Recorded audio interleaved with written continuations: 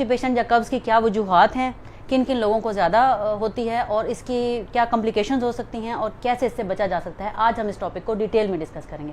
सबसे पहले तो कब्ज़ होती क्या है।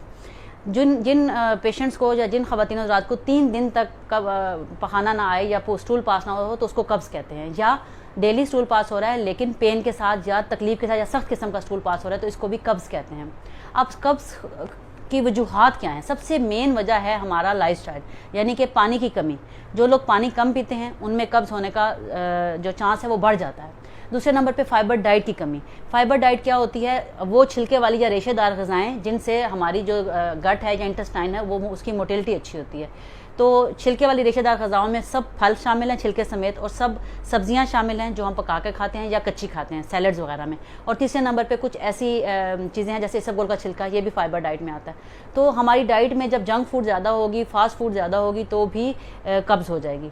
तीसरे नंबर पे जो इसकी वजह है वो है मेडिसिन का बेदरे इस्तेमाल। हमारे यहाँ आदत है, थोड़ी सी प्रॉब्लम हुआ, पेट में दर्द हुआ या बुखार हुआ या कुछ भी हुआ, एंटीबायोटिक हम मेडिकल स्टोर से लेके खा लेते हैं।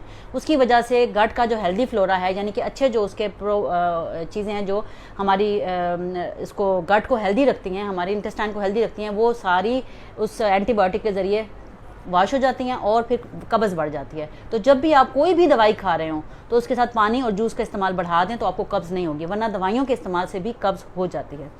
चौथे नंबर पे बात आती है हार्मोनल प्रॉब्लम की। ख़वातीन को ये ज़्यादा होता है क्योंकि ख़वातीन प्रेगनेंसी से गुजरती हैं। प्रेगनेंसी में प्रोजेस्टेरॉन हार्मोन बढ़ जाता है। इस हार्मोन की वजह से गट की मोटिलिटी कम होती है, जिसकी वजह से प्रेगनेंसी में कॉन्स्टिपेशन बढ़ जाती है। ख़ास तौर पे शुरू के 3-4 महीनों में अक्सर ख़वातीन को ये प्रॉब्लम होती है कि खाना हज़म नहीं हो रहा और कब्ज़ हो गई है।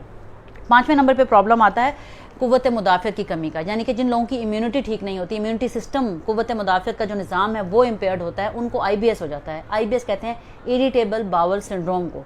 इसमें कभी मोशन लग जाते हैं, कभी कॉन्स्टिपेशन हो जाती है, कभी मोशन लग जाते हैं, कभी उसमें ब्लड आना भी शुरू हो जाता है और पेशेंट ज़हनी तौर पे बड़ा परेशान रहता है। और उसका मेन रीज़न आपका इम्यून सिस्टम होता है जो बार बार आपकी गट को डिस्टर्ब कर रहा होता है। फिर बात आती है हमारे पास कि वो ख़वातीन जिनके ऑपरेशन होते हैं, जैसे कि C-सेक्शन हुआ है, 3-4 दिन उठा ही नहीं गया, लंबे अरसे के लिए बेड रिडन पेशेंट हैं, जो चल फिर नहीं रहे हैं, जिनका लेज़ी लाइफस्टाइल है, वो भी सर्जरी के बाद लंबे अरसे अगर पेशेंट लेटा रहे तब भी कब्ज़ हो जाती है क्योंकि उसकी मोटिलिटी नहीं होती, वो चलता नहीं है तो गट भी उसकी मोबाइल नहीं होती, और जो उसको बेहोशी दी जाती है उसमें भी उसका जो है ना सिस्टम जो है वो थोड़ा सा स्लो हो जाता है गट का। तो ऑपरेशन, किसी भी ऑपरेशन के बाद कब्ज़ होने का चांस बढ़ जाता है। फिर बात आती है वो ख़वातीनों हज़रात जिनकी ओल्ड एज होती है, उनको फालिज हो जाता है, वो भी बेड रिडन हो जाते हैं, उनमें भी कब्ज़ का बढ़ जाता है। फिर एज के साथ, जैसे ख़वातीन में मीनोपॉज़ होता है, माहवारी रुक जाती है, हार्मोनल अपसेट हो जाता है, तो उसमें एज के साथ भी जो है इंटेस्टाइन इतनी ताकतवर नहीं रहती, उसकी मोटिलिटी कम हो जाती है और कब्ज़ बढ़ जाती है। अब ये है मेन वजूहात कब्ज़ की। अब हम बात करते हैं कि इनका इलाज क्या है। सबसे पहला इलाज मैंने आपको खुद बताया, हेल्दी लाइफस्टाइल है, बहुत ज़्यादा पानी पिएँ, जूसेस लें, फ्रेश फ्रूट्स लें छिलके समेत, सब्जियां खाएं, कच्ची सब्जियां ख़ास तौर पर, फाइबर डाइट लें। ठीक है, इसबगोल के छिलके का भी रोल है कुछ हद तक। जिन लोगों को ज़्यादा कब्ज़ रहती है वो साथ इसबगोल का छिलका भी ले सकते हैं। तो ये नेचुरल है, आपको कोई दवाई लेने की इसके लिए ज़रूरत नहीं होती। अगर आप थोड़ा सा अपना ख्याल कर लें कि दिन में आपने कितने गिलास पानी पिया, मिनिमम 6 गिलास पानी पिया या नहीं पिया, और आपने डाइट में क्या लिया। अगर एक टाइम आपने कोई फास्ट फूड ले लिया है तो फिर आप थोड़ी देर के बाद कोई फ्रूट, कोई इस तरह की चीज़ ले लें जो उसको बैलेंस कर दे। ठीक है, दूसरे नंबर पर मेन बात आती है मेडिसिन की। मेडिसिन में आते हैं स्टूल सॉफ्टनर्स आते हैं, सिरप्स मिलते हैं, टैबलेट्स मिलती हैं, लेकिन वो डॉक्टर के मशवरे के बगैर कोई भी दवाई नहीं लेनी चाहिए। डॉक्टर से मशवरा करें फिर दवाई लें। तीसरे नंबर पे बात आती है कि मेडिसिन के अलावा अगर आप कोई दवाई खा रहे हैं तो उसके अगर साइड इफेक्ट में कॉन्स्टिपेशन हो रही है तो भी अपने डॉक्टर को बताएं कि दवाई खाने से आपके पेट में गैस हो जाता है या ये प्रॉब्लम हो जाता है, तो मैं इसको कैसे डील करूँ। ठीक है, तो अगर बहुत ज़्यादा हार्ड स्टूल हो जाए, जैसे सर्जरी के बाद हो जाता है, जैसे उसे कहते हैं सुड्डे बन जाना, या बिल्कुल ब्लैक कलर के काला सख्त स्टूल हो जाता है, बिल्कुल एब्सोल्यूट इसे कॉन्स्टिपेशन कहते हैं, पखाना कई दिन आता ही नहीं है, उसके लिए ग्लाइसरीन सपोजिटरीज यूज़ होती हैं। पखाने के रास्ते से उनको अंदर बत्तियाँ, उसे कहते हैं, बत्तियाँ रखी जाती हैं, ग्लाइसरीन सपोजिटरी, उसके ज़रिए ठीक होता है। ये भी डॉक्टर के मशवरे से रखवानी चाहिए। फिर बात आती है कि कब्ज़ क्यों इतनी इंपॉर्टेंट है। आपने सुना होगा कि एक कब्ज़ 100 बीमारियों की जड़ है, ये बिल्कुल ठीक बात है। मैं आपको बताऊँगी कि इस कब्ज़ की वजह से क्या क्या पेचीदगियाँ हो सकती हैं। नंबर 1, इस कब्ज़ की वजह से इंसान का वज़न बढ़ सकता है। बहुत से लोगों को वेट गेन का प्रॉब्लम होता है, ख़वातीन कहती हैं वज़न कम नहीं हो रहा। जब आपकी रोटी हज़म नहीं हो रही, जब आपका खाना ही हज़म नहीं हो रहा, तो फिर आपकी कॉन्स्टिपेशन ही सॉल्व नहीं हो रही, तो फिर वज़न बढ़ जाएगा। नंबर 2 पे इसकी वजह से पीरियड हैवीनेस होती है, ख़ास तौर पे ख़वातीन में जिस्म लटक जाता है, जिस्म नीचे को बाहर आने का खतरा बढ़ जाता है, जिसे हम यूवी प्रोलैप्स कहते हैं। पेरिनियल प्रोलैप्स कहते हैं या यूट्रोवेजाइनल प्रोलैप्स कहते हैं। तो इसका बहुत ख़वातीन को बहुत ख्याल रखना चाहिए कि अगर वो चाहती हैं कि उनका जिस्म, अंदरूनी जिस्म जो है वो सेहतमंद और ताकतवर है, तो कब्ज़ कभी ना होने दें। तीसरे नंबर पे वो ख़वातीन जिनमें कब्ज़ मुसलसल रहती है, उनमें चीरा पड़ जाता है जिसे हम कहते हैं एनल फिशर।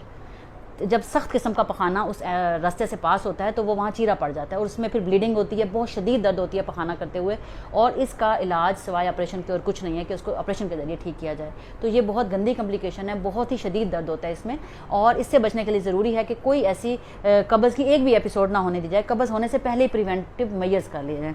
चौथे नंबर पे हेमराइड्स। हेमराइड कहते हैं बवासीर को, बवासीर जो खूनी बवासीर कुछ लोगों को होती है, कुछ लोगों को वैसे वो मौके से बन जाते हैं, ये भी कब्ज़ से एग्रीवेट हो जाती है और इस कब्ज़ से बढ़ जाती है।